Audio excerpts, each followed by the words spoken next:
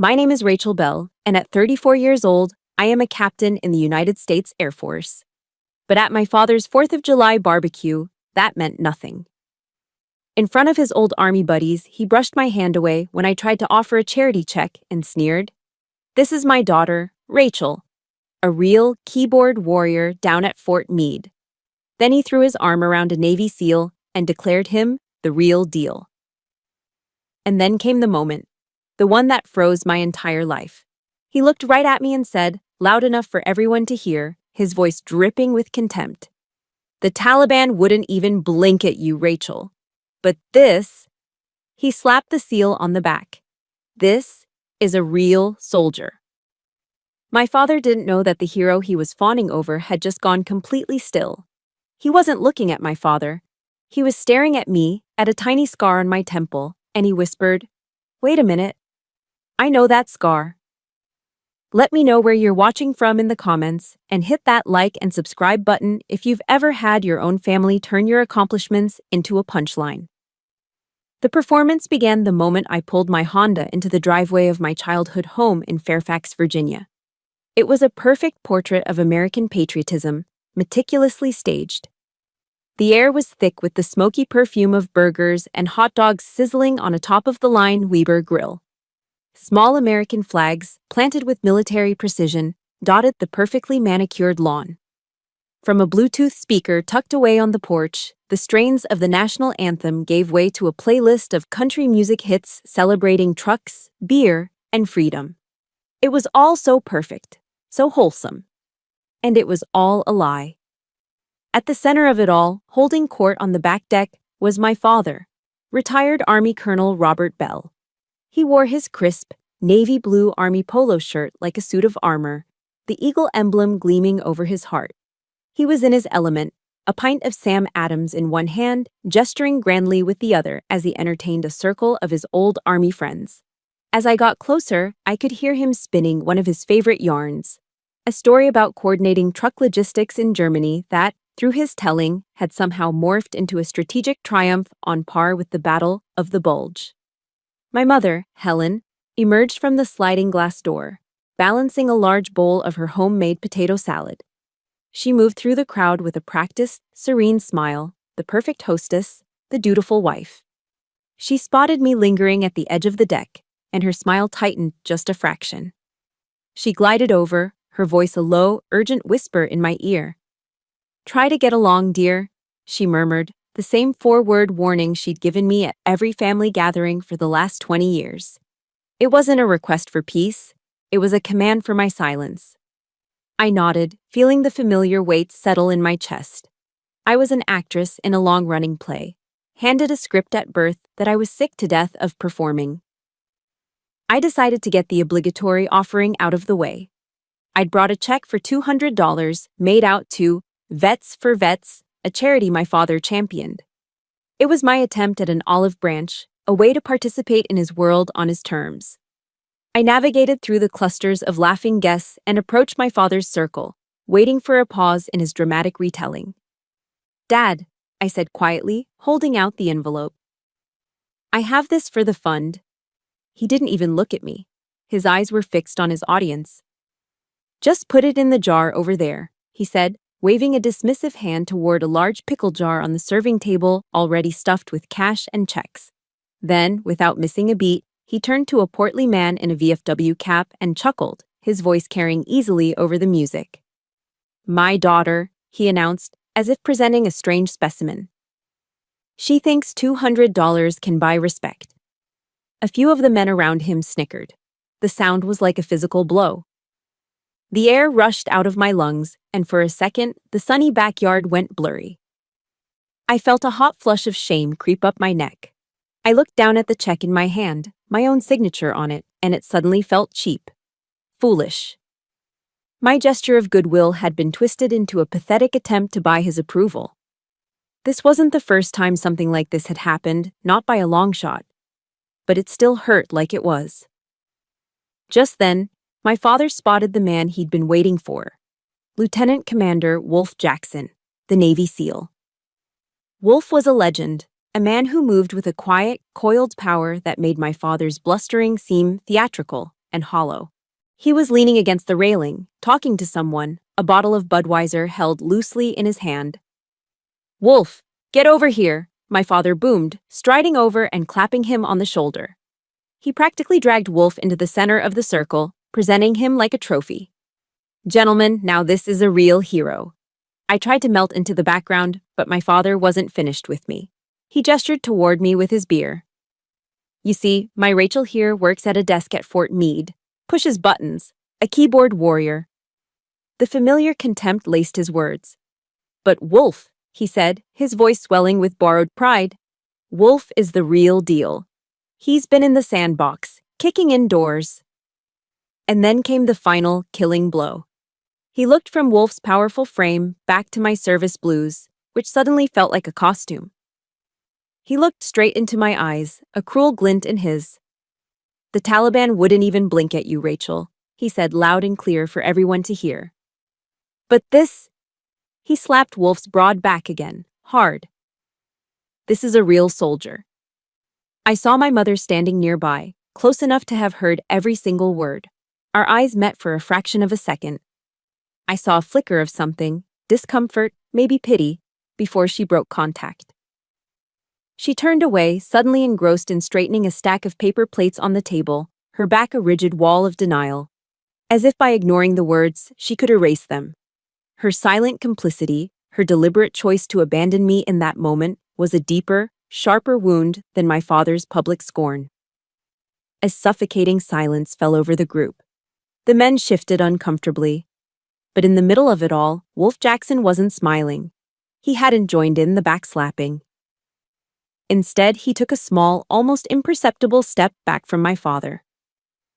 His relaxed, off-duty posture vanished, replaced in an instant by the focused tension of a soldier on high alert, a man who'd just recognized a threat, or an ally. His eyes, sharp and piercing, scanned my face. They weren't looking at me with pity or amusement. They were analytical, assessing. And then, they stopped. They locked onto a spot just above my right eye, on a faint silvery line on my temple, a scar so old I usually forgot it was even there. A look of dawning, impossible recognition crossed his face. The casual backyard barbecue faded away, and for a second I could see the battlefield in his eyes. He let out a breath, his voice barely a whisper, but it cut through the silence like a gunshot. "Wait a minute," he said, his gaze fixed on the scar. "I know that scar." It wasn't a question. It was a declaration. A puzzle piece slamming into place with a force that seemed to shake the very foundations of my father's perfectly staged party. A shiver ran down my spine, a cold dread mixed with a bewildering spark of something else. My carefully constructed world of silent endurance had just been cracked wide open. What does he know? Wolf Jackson's words hung in the humid Virginia air, an impossible question mark at the end of a humiliating day. I know that scar. How? My mind raced, trying to connect a Navy SEAL I'd never met to a faint line on my temple from a childhood fall. But his question wasn't a key to a new mystery. It was the key to an old, locked room filled with ghosts. And as I stood there frozen in my parents' backyard, the door to that room creaked open, and the memories flooded out, cold and gray. It started with the Sunday dinners. Every week, the same suffocating ritual. We'd sit around the mahogany dining table, the air thick with the scent of my mother's roast beef and my father's disappointment. After his second glass of bourbon on the rocks, the sermon would begin. My father, an only child, had never learned to share the spotlight, and his dinner table was his stage. Strategy isn't about some damn computer, he'd declare, his gaze sliding pointedly toward me. He'd gesture with his fork for emphasis. It's about moving a division across Europe under fire, logistics, manpower. That's the real army. My mother would nod along dutifully, a placid smile fixed on her face as she passed the mashed potatoes. That's right, Robert. My younger brother, Mark, who'd wisely chosen a career in business, became an expert at deflection. The moment my father's attention shifted to me, Mark would quickly bring up sports, asking about the Washington football team's chances that season, anything to steer the conversation into safer waters. I learned to eat fast, my eyes on my plate, shoveling in food so I could politely excuse myself and escape to my room. Upstairs, surrounded by books on cryptography and real military strategy, I could finally breathe. The worst memory, the one that still stings with a fresh, sharp pain, was the day I graduated from my Signals Intelligence Officer training. It wasn't just a graduation, I was the distinguished graduate. I had finished at the top of my class, outperforming some of the brightest men the Air Force had to offer. My chest swelled with a pride that felt pure and hard-won. I called home from a payphone on base, my heart hammering with excitement, ready to share the news. My father picked up. The television was blaring in the background, another Washington game. "Hey Dad, it's me. I just wanted to tell you I graduated today," I said, my voice buzzing. And I was the distinguished honor grad. There was a pause. I heard the roar of the crowd on TV. "That's great, honey," he said, his tone distracted, absent. "Those little computer things you do. That's cute." Cute. The word landed like a punch to the gut, instantly deflating all my joy, reducing my months of grueling intellectual work into a child's hobby. It was a verbal pat on the head. I mumbled a goodbye and hung up, the receiver suddenly heavy and cold in my hand. Later that evening, my mother called back. Her voice was a conspiratorial whisper, as if she were sharing a secret instead of twisting a knife. "Rachel, you know your father," she began. The familiar preamble to 1,000 excuses. He wants you in a job he can understand. Something he can brag about to his friends. Like an army nurse, maybe. Something a little more feminine." The implication was clear. I wasn't the problem, but my ambition was. My success was the issue. I was supposed to shrink myself, to contort my dreams into a shape they could find palatable. But the foundation of their disregard had been laid years earlier, cemented by a sacrifice they refused to even acknowledge. When I was 18, I achieved the dream I'd worked for my entire high school career, a full-ride scholarship to the United States Air Force Academy.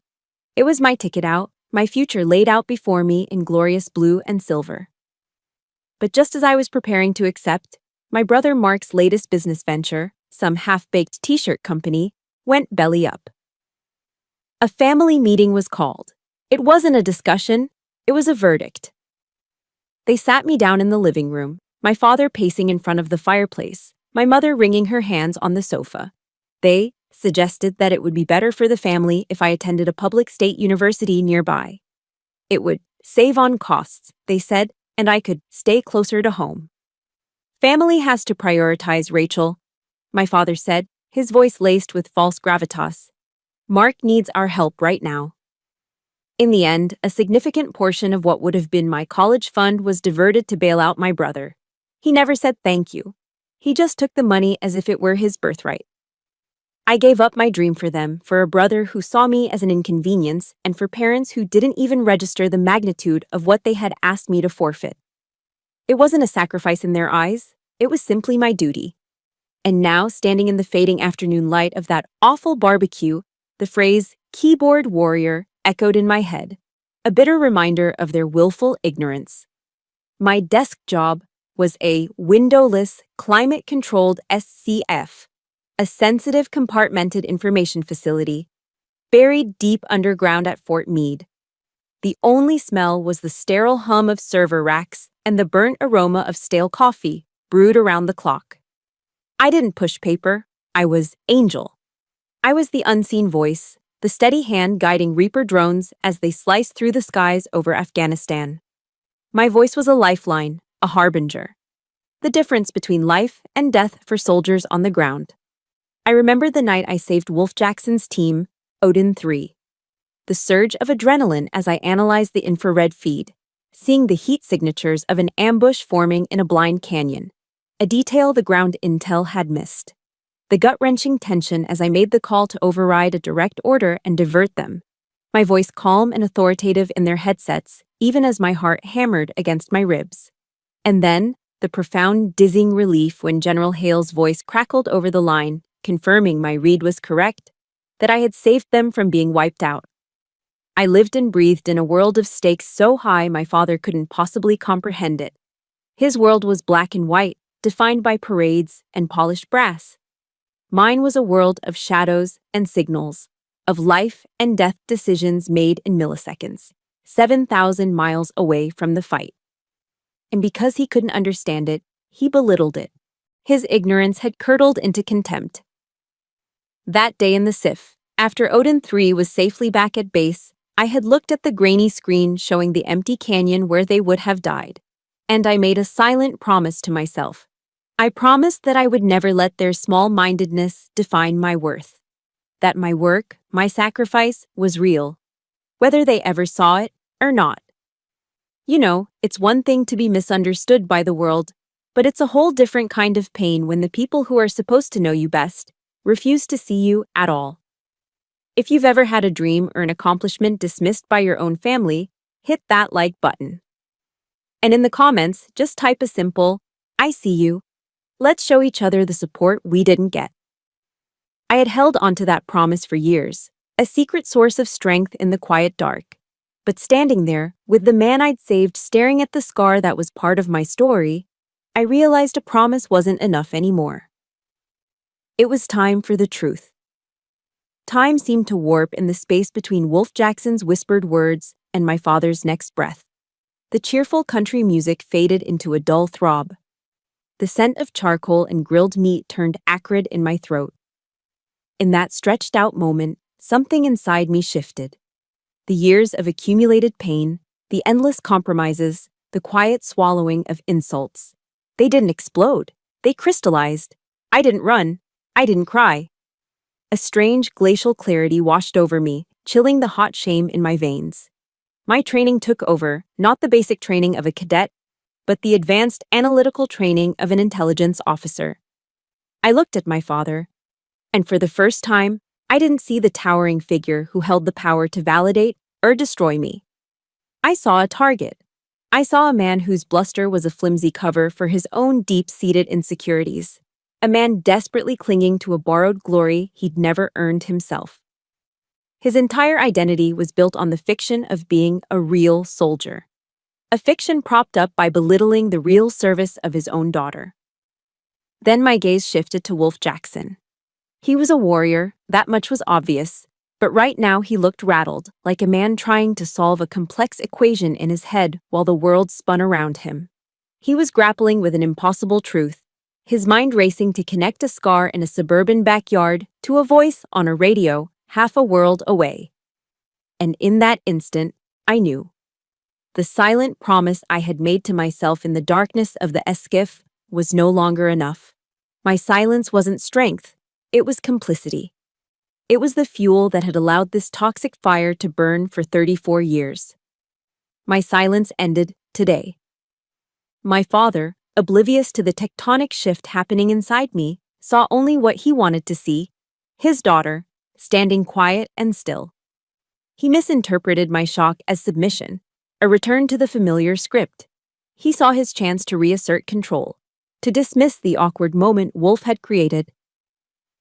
"Well, all right then," he said with a condescending pat on Wolf's arm. He turned to me, his voice returning to its default tone of command.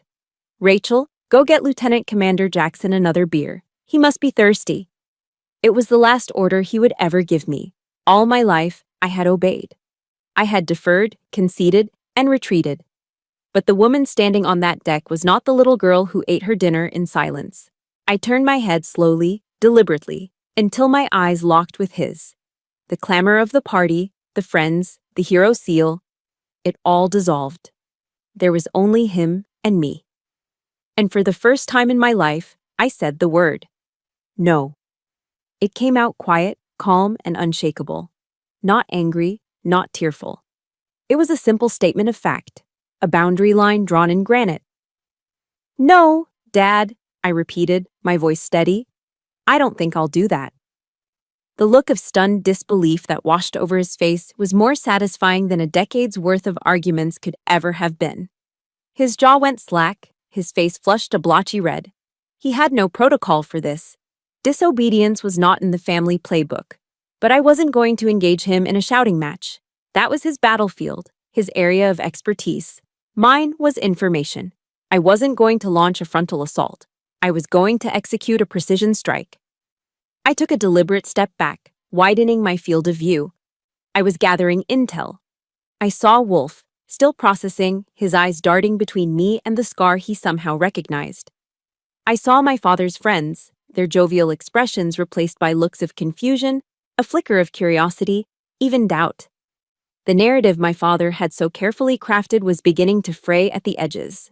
I didn't need to scream to tear it apart. I just needed to provide the right data points.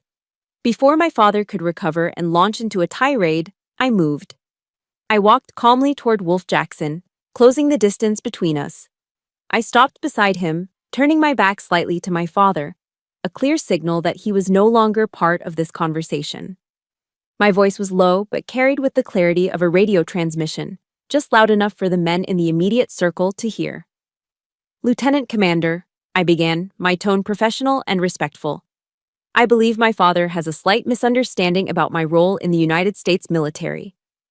This wasn't a family squabble anymore. This was a tactical briefing." My father sputtered behind me.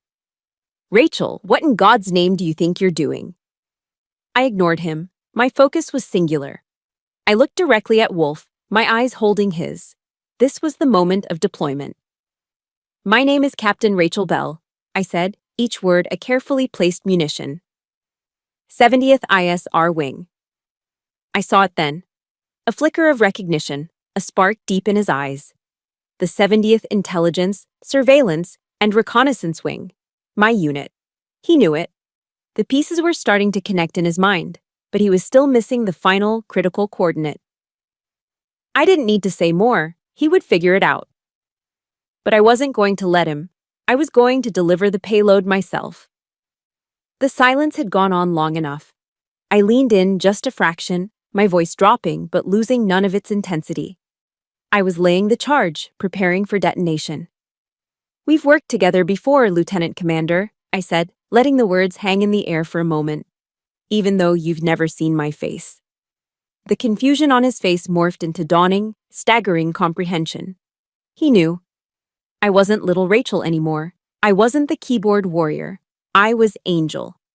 And I was about to land right in the middle of my father's barbecue.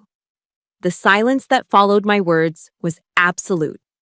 My father's face, which had been red with anger, was now just confused. But my target wasn't my father. It was Wolf. I held his gaze, my own expression unreadable, my voice flat and devoid of emotion, like a pilot reading a checklist. This was my after-action report. "Kandahar Province," I began, the first coordinate. 3 months ago, Operation Night Strike. My father started to step forward, his authority reflex kicking in. "Rachel, for God's sake, stop this nonsense." Before he could finish, Wolf's hand shot up. A quick, sharp gesture that wasn't a request, but a command. It silenced my father instantly. The desert tan on Wolf's face had drained away, leaving a pale, ashen mask. He knew those names. They weren't just words. They were ghosts that haunted his sleep. "You are call sign Odin 3, I continued, my voice a scalpel, precise and cold, cutting through the layers of deception. "You were 20 seconds from walking into a 3-sided ambush in the Arghandab River Valley." Wolf's mouth opened, but only a choked sound came out. He swallowed hard. That's classified. How could you possibly—" This was it, the final payload. "Because I am Angel," I stated, letting the name drop into the silence like a 500-pound bomb. "I was the voice in your ear that ordered you to pull back." I paused, letting the truth detonate. I saw the moment of impact in his eyes. The shock, the disbelief, the staggering realization. "I was the one who saw that scar on your temple through an infrared camera feed," I added, confirming the targeting data. "From a shrapnel wound you'd taken 2 days prior. I used it to confirm your identity right before I called in the airstrike that covered your team's retreat." The mission was complete. The target was verified. There was no room left for doubt. A deafening quiet descended on the backyard. It wasn't an awkward pause. It was a vacuum, sucking all the air and sound out of the world. The only noise was the sudden, sharp crash of glass on stone. The Budweiser bottle slipped from Wolf Jackson's numb fingers, shattering on the flagstone patio. And then, the legendary Navy SEAL, the real hero, did something that destroyed the last pillar of my father's fabricated world. He straightened his shoulders, pulled his arms to his sides, and snapped to attention. It wasn't a combat stance. It was the reflexive posture of a soldier acknowledging a superior officer, a sign of absolute, instinctual respect. Angel. His voice was a raw, broken whisper. The name was a prayer on his lips. My God, you're the angel of death. That's what we called you.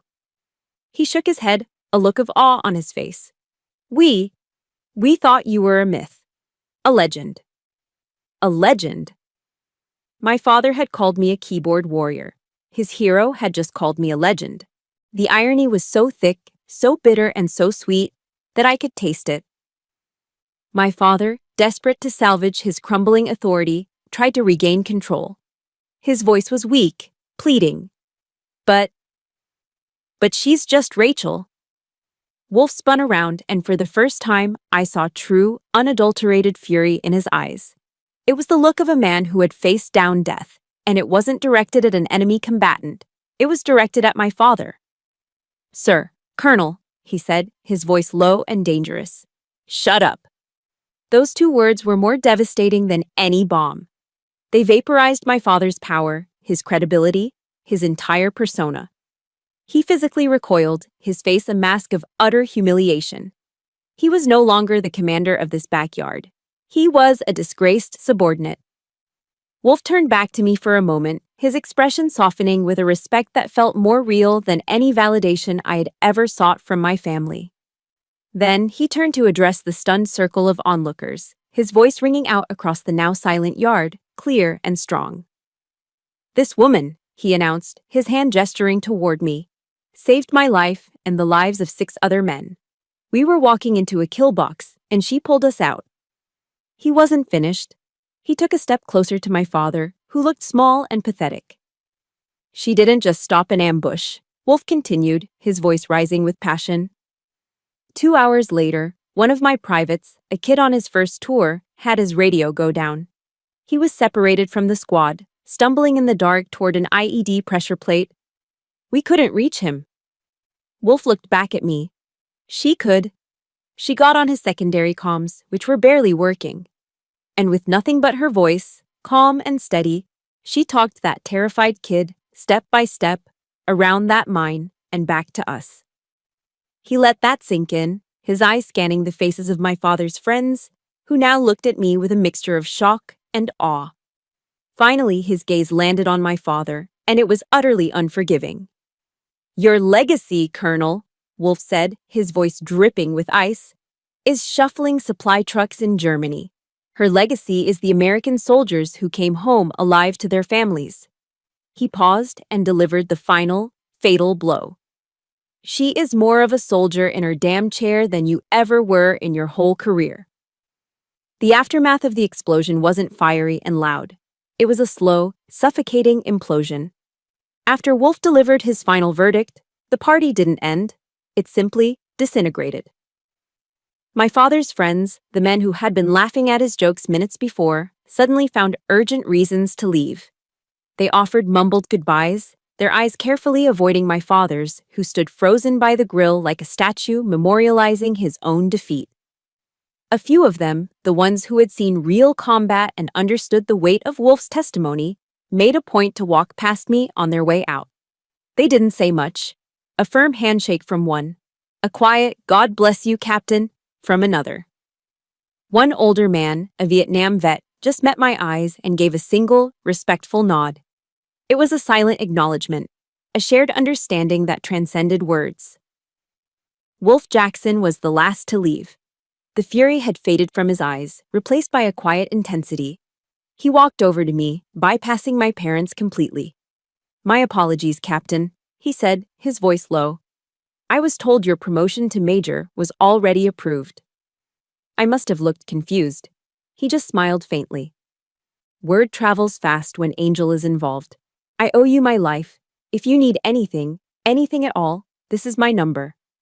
He pressed a simple, black and white business card into my hand. It felt solid, real. A lifeline. I finally got in my car and drove away, not looking back. In my rearview mirror, I could see them. My mother and father, standing motionless amidst the wreckage of their perfect 4th of July party. They looked small and isolated, the architects of a fallen empire of lies. I felt a strange sense of detachment, of exhaustion. The adrenaline had worn off, leaving only a hollow ache. I drove aimlessly, eventually finding myself on the George Washington Memorial Parkway, heading north along the Potomac River. The evening sun cast a golden glow on the water, the monuments of D.C. rising peacefully in the distance. It was a picture of American serenity, a stark, painful contrast to the war that had just been waged in my family's backyard. I rolled down the windows, letting the warm air wash over me, hoping it could somehow cleanse the lingering stain of humiliation. That's when my phone rang, its cheerful ringtone a jarring intrusion. The screen lit up with my mother's name. My stomach tightened into a cold knot. I knew this call wasn't coming from a place of concern or apology. It was a counter-offensive.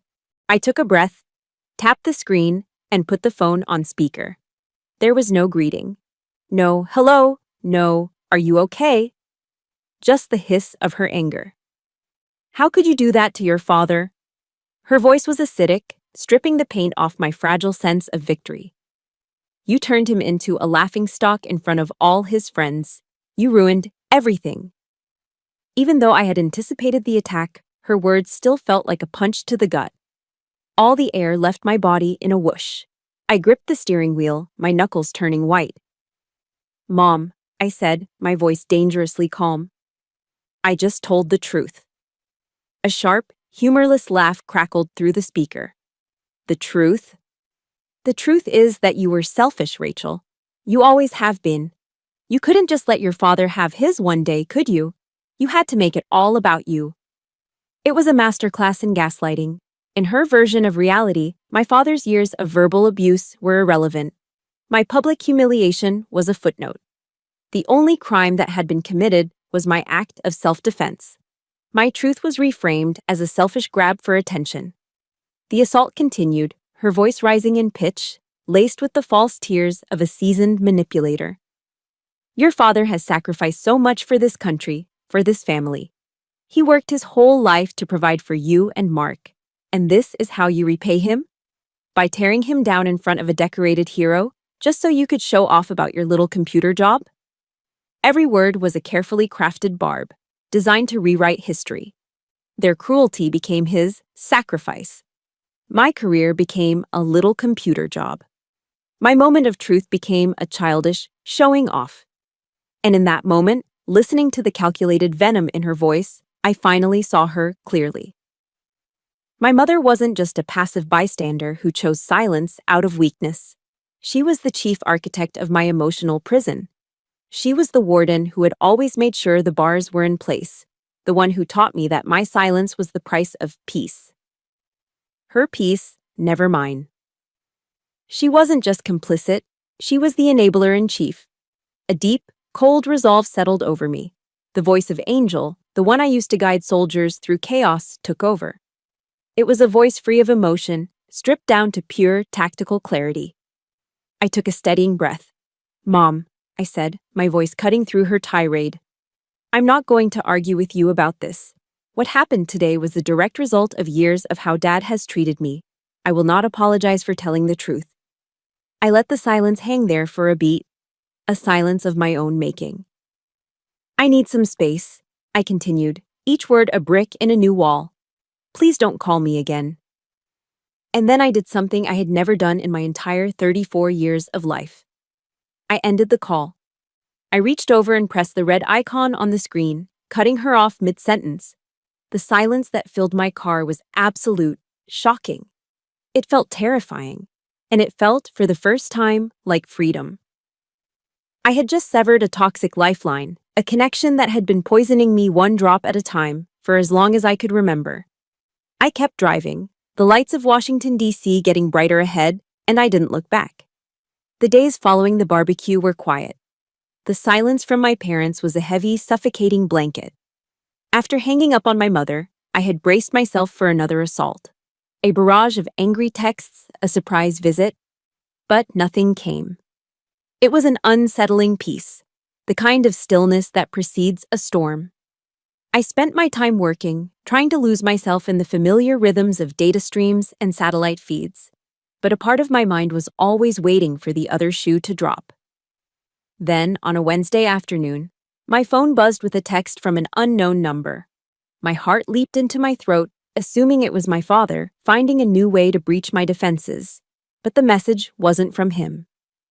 "Captain, it's Wolf Jackson. My team and I owe you dinner. Friday night, Old Ebbitt Grill, 19 Orns. Non-negotiable." I read the text 3 times. The Old Ebbitt Grill, a historic D.C. institution, a place of dark wood, brass railings, and hushed important conversations just a stone's throw from the White House. The directness of the message, non-negotiable, was so different from the manipulative invitations of my family. It wasn't a request layered with guilt. It was a simple, declarative statement of respect. A part of me, the part that had been conditioned for 34 years to avoid confrontation and stay small, wanted to decline. To make an excuse. To retreat back into the safety of my quiet apartment. But another part of me, the voice of Angel, knew this was a command I needed to follow. This wasn't a social call. It was a debriefing of the soul. I texted back a simple, military-style reply. "Copy that, Lieutenant Commander." On Friday night, I stood outside the restaurant, smoothing down my simple black dress, feeling a nervous flutter in my stomach. The place was bustling, filled with the energy of Washington insiders, politicians, lobbyists, journalists. I pushed open the heavy wooden door and stepped into the low, warm light of the main dining room. I saw Wolf immediately, seated at a large round table in the back, and he wasn't alone. 6 other men were with him, all of them built with the solid, imposing frames of career operators. As I approached, Wolf saw me and immediately stood up. In perfect unison, the other 6 men rose to their feet as well. The conversations at nearby tables faltered as people turned to look. There was no awkwardness in their gesture, no hesitation. Just a profound, silent show of respect that spoke volumes. I felt a blush creep up my neck, but this time, it wasn't from shame. It was from something that felt dangerously like pride. The dinner was unlike any I'd ever experienced. There was no mention of the disastrous barbecue, no talk of my father or family. It was as if that entire painful episode existed in another universe. Instead, they wanted to talk about Angel. They didn't ask me about classified details or mission specifics. They told me what my voice had meant to them. They passed around stories like sharing plates of food, each man adding a piece to a legend I never knew I was a part of. They talked about how Angel's calm, steady presence in their ears during a firefight was like a shield against the chaos. A young, wiry SEAL with Rico on his name tag leaned forward, his eyes earnest. "Ma'am," he said, "we never knew who you were. We didn't know if you were a man or a woman, old or young. It didn't matter. All we knew is that when Angel was on the comms, we were going home." Hearing my work described not as pushing buttons, but as a promise of homecoming. It was overwhelming. I felt a lump form in my throat, a painful, bittersweet ache. This was the validation I'd spent a lifetime craving from my family, and here it was, being offered freely and generously by a table of strangers who had become brothers. Wolf, who had been listening quietly, finally spoke up, filling in the details of that night in Kandahar. "When you called the audible," he said, looking me straight in the eye, "I was pissed. My SEAL ego was bruised, you know?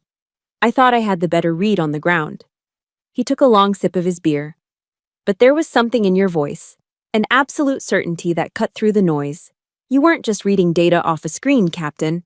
You were feeling the battlefield." He raised his glass, the amber liquid catching the light. "To Angel," he said, his voice resonating with sincerity. "Who taught an old SEAL that sometimes the best eyes on the target are 7,000 miles away? All 7 men raised their glasses. To Angel, they echoed, the sound a low, powerful chorus. As I clinked my glass against theirs, I thought of my father calling my work cute. For the first time, I didn't feel the sting of his words. I felt only a distant, sad pity for him. His world was so small. My achievements weren't cute, they were legendary. When the dinner was over and we were standing on the sidewalk in the cool night air, Wolf walked me aside. Rachel, he said, using my first name for the first time. We're not the only ones. There are dozens of other teams with Angel stories. General Hale has already put you in for an early promotion to major. It's long overdue. You earned it. That night, as I drove back to my quiet apartment in Arlington, the feeling of loneliness that had been my constant companion was gone. The silence in my car was no longer empty. It was peaceful. I realized I had just had dinner with my real family. A family forged not by blood, but by fire and trust. A family that didn't need me to be smaller, or quieter, or more feminine. They saw me for exactly who I was, and to them, that was more than enough. It's amazing how a little bit of genuine appreciation from the right people can heal wounds that have been open for years. It reminds you that you're not asking for too much. You are just asking the wrong people. If you believe that the family you choose can be more powerful than the family you were born into, hit that like button. And in the comments, tell me one word that describes what family truly means to you. Let's build a dictionary of what real support looks like. For a month, there was peace. A real, profound peace I hadn't realized was possible. The silence from my parents was no longer a weapon against me. It was a gift. I worked, I spent a weekend hiking in Shenandoah with a friend, and I started having regular phone calls with Wolf, who was quickly becoming something more than just a man I'd saved. He was becoming a friend. For the first time, I felt like the captain of my own life, charting my own course. On my desk, next to my monitor, sat a framed picture not of my parents, but of Odin 3, a goofy selfie they'd sent me from their base. It was a daily reminder of my chosen family, of what real respect felt like. And then, one Tuesday evening, the peace was shattered by the sharp, insistent chime of my doorbell. My heart sank. I wasn't expecting anyone. I crept to the peephole, and my blood ran cold. My parents. They stood on my welcome mat, unannounced, their expressions grim and determined. They looked like they were here to conduct an inspection. Before I could decide whether to even open the door, my father spoke, his voice carrying clearly through the wood. Rachel, open up. We need to talk. It wasn't a request. It was an order. Reluctantly, I turned the deadbolt. My father pushed past me into the entryway without waiting for an invitation, his eyes scanning my small apartment with a critical air. My mother followed, holding a Pyrex dish covered in aluminum foil, a tuna casserole, her signature peace offering. A bribe.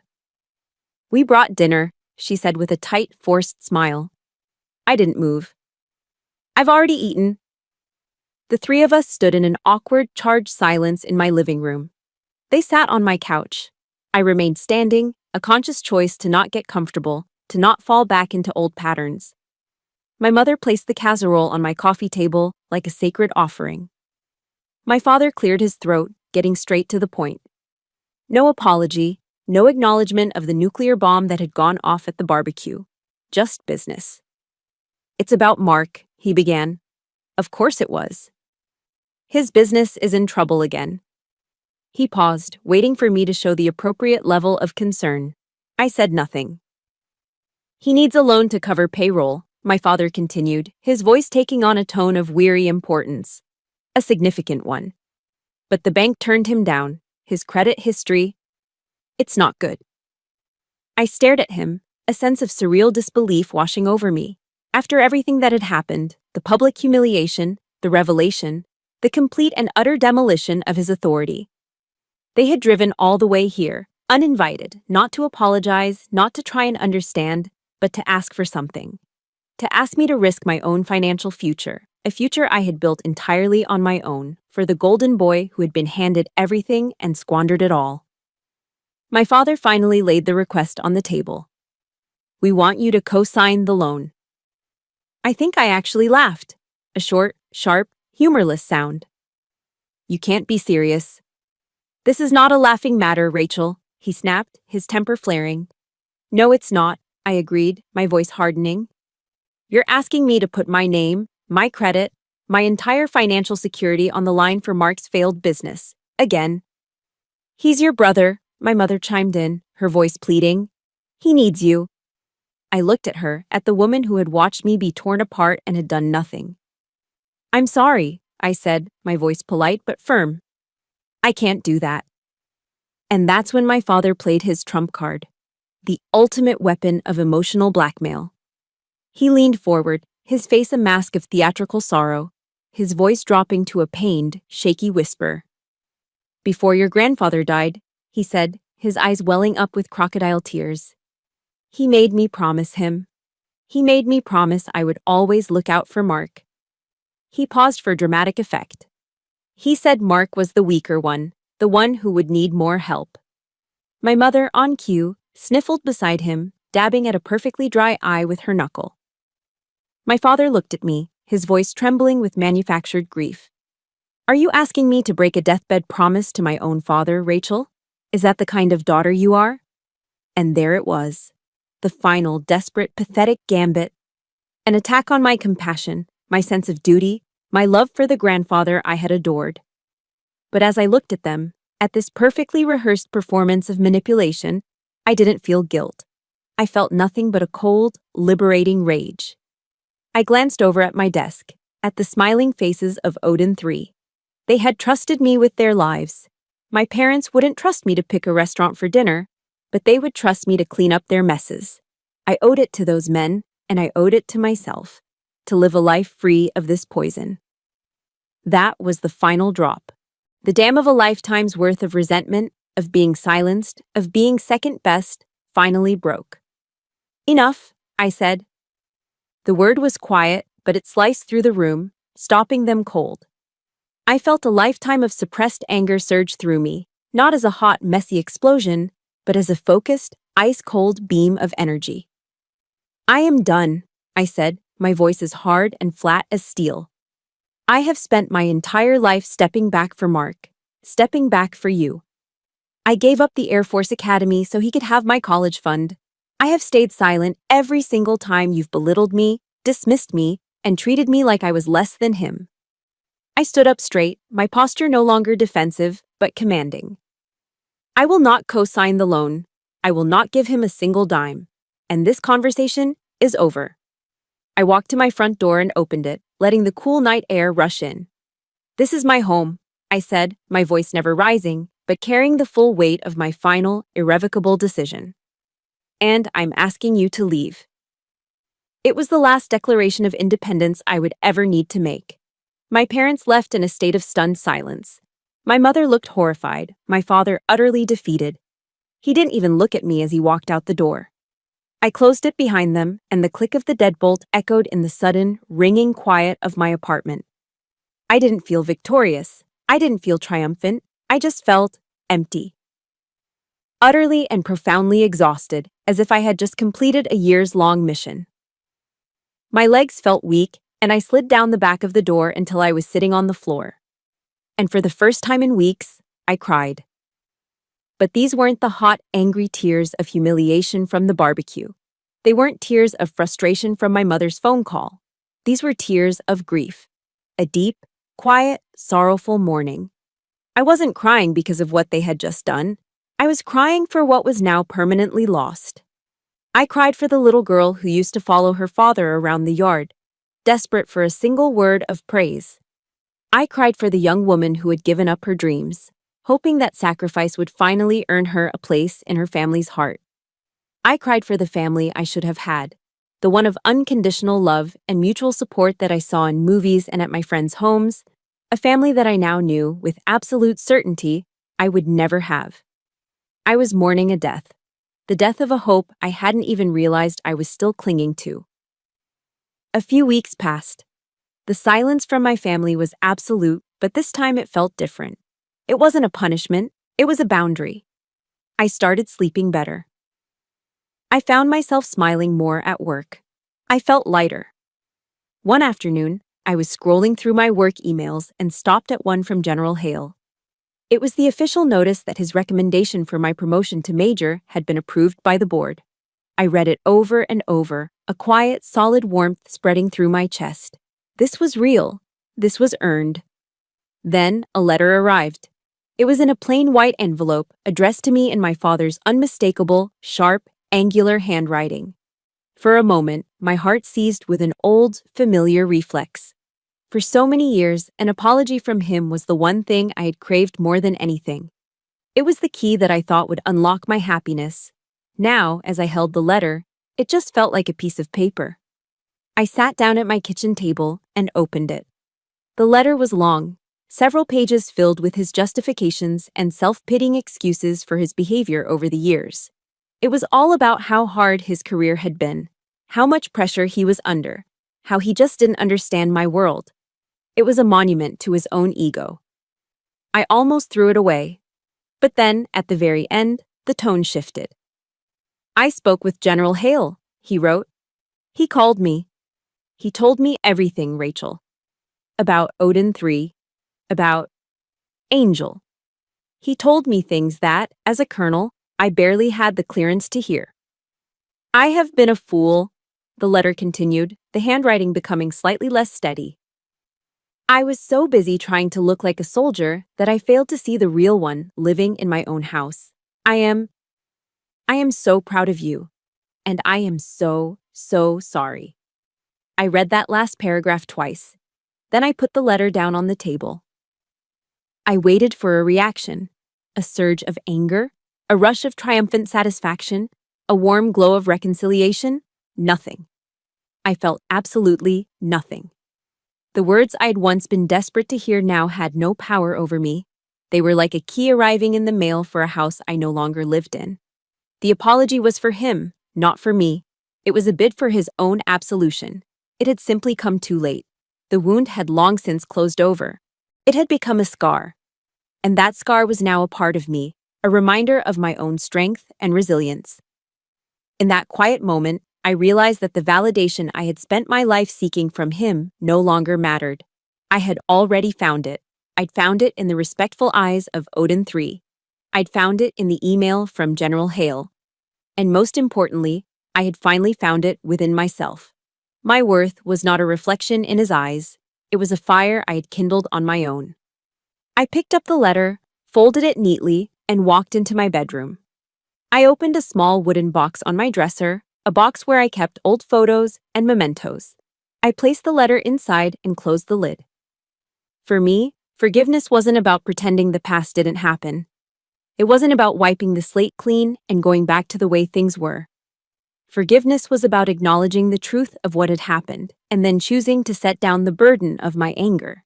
It was about choosing to walk forward without that weight on my back anymore. I never replied to the letter. My silence this time wasn't the silence of a scared, submissive daughter.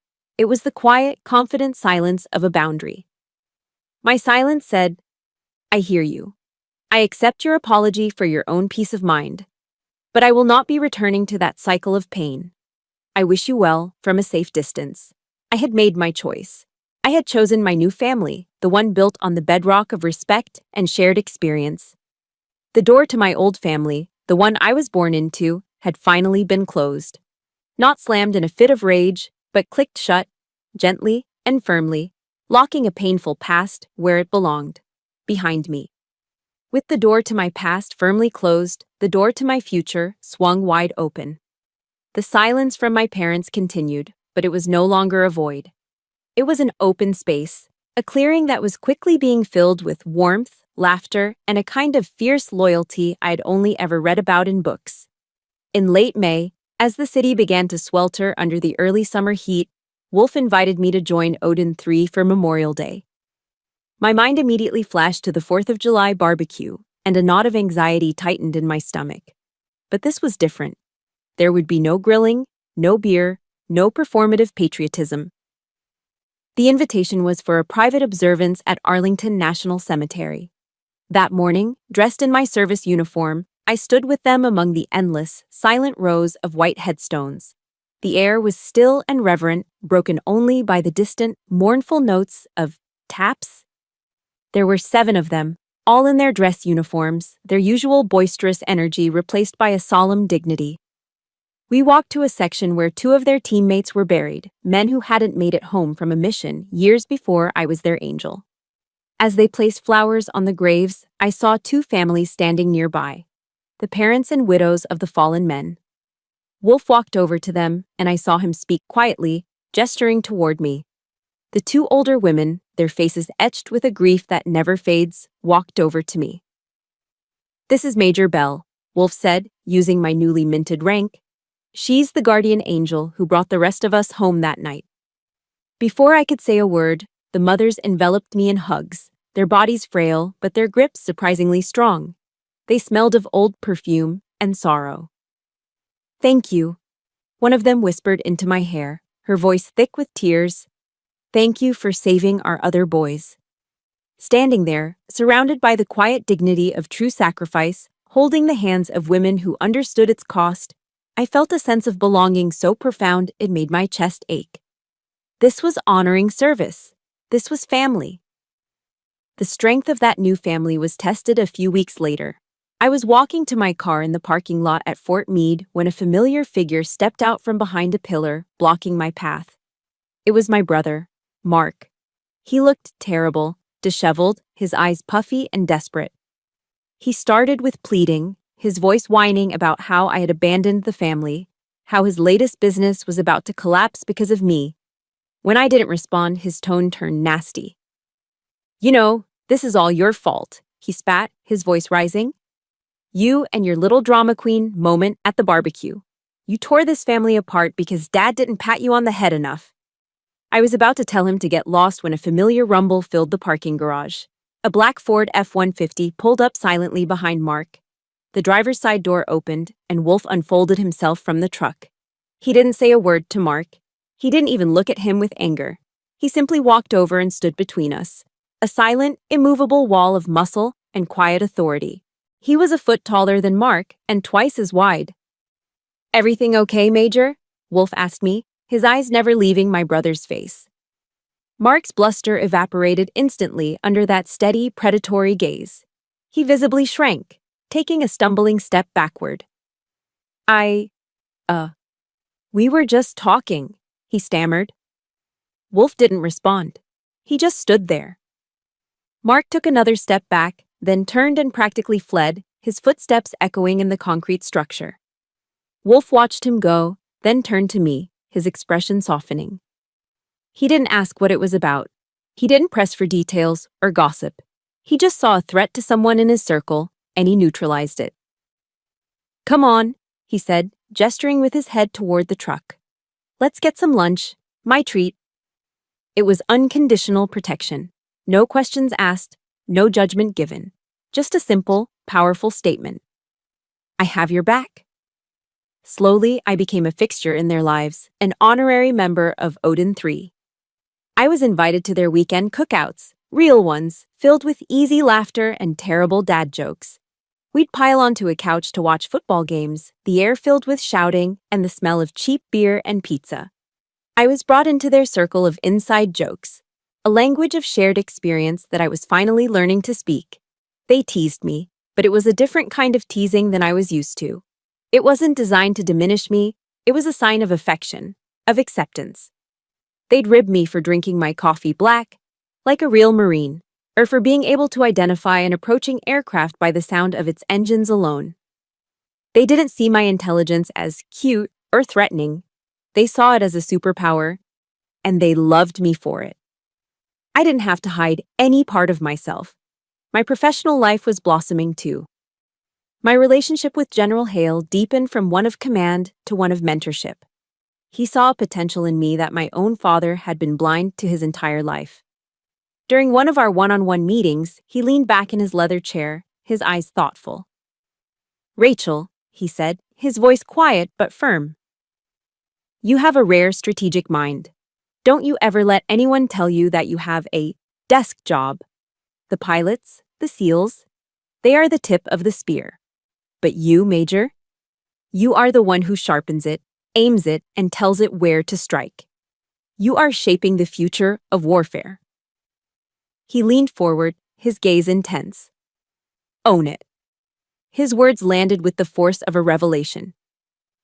It was the permission I never knew I needed, the ultimate validation from a man so respected that even my father spoke his name with reverence.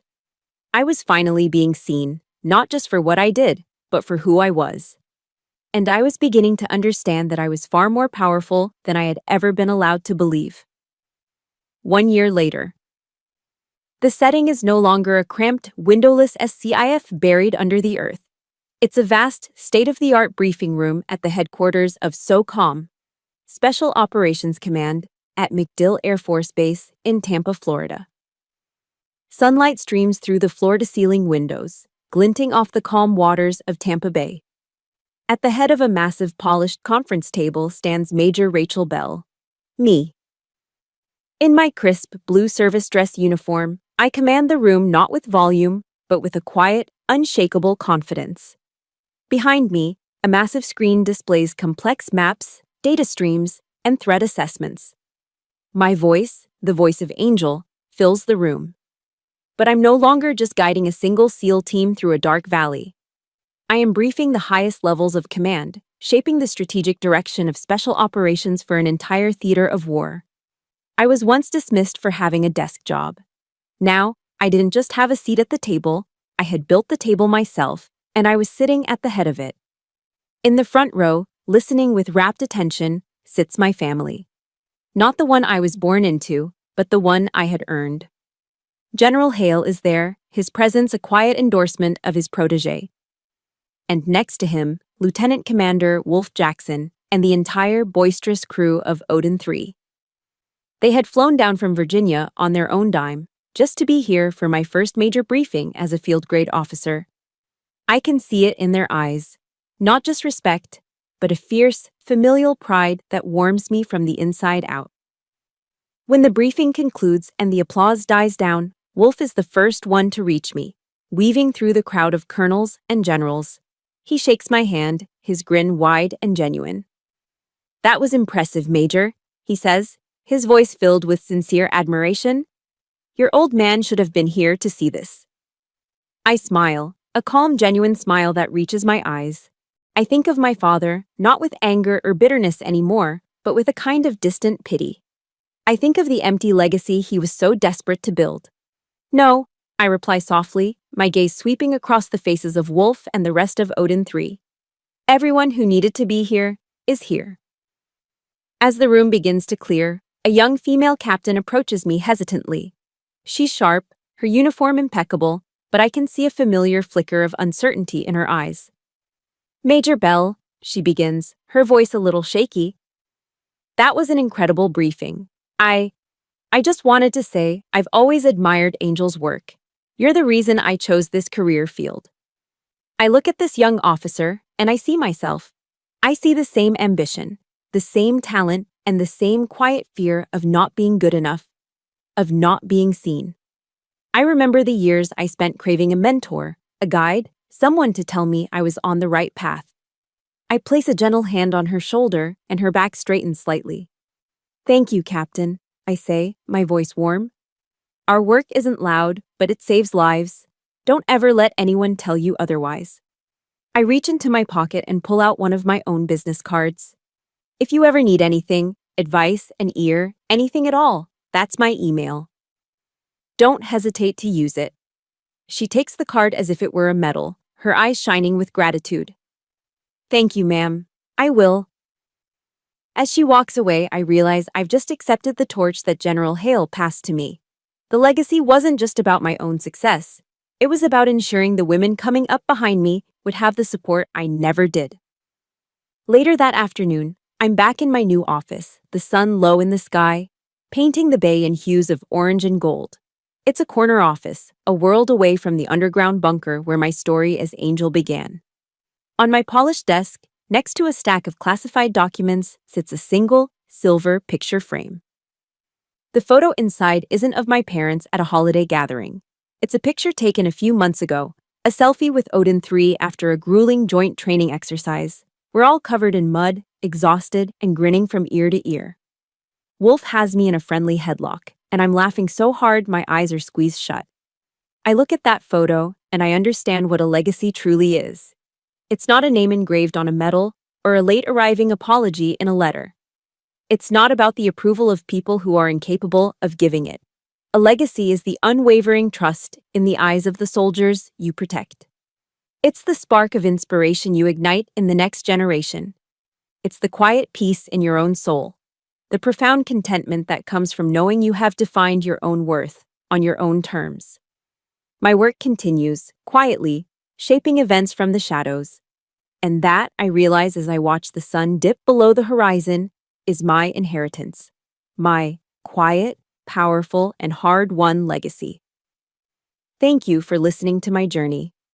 My legacy wasn't defined by the family I was born into, but by the one I built and the life I chose to create. Remember, your own legacy is not written by those who misunderstand you, but by every single choice you make to honor your own worth and own your truth. This channel is dedicated to sharing stories of strength and resilience. If my journey resonated with you, please show your support by hitting the like button and subscribing to become part of our community.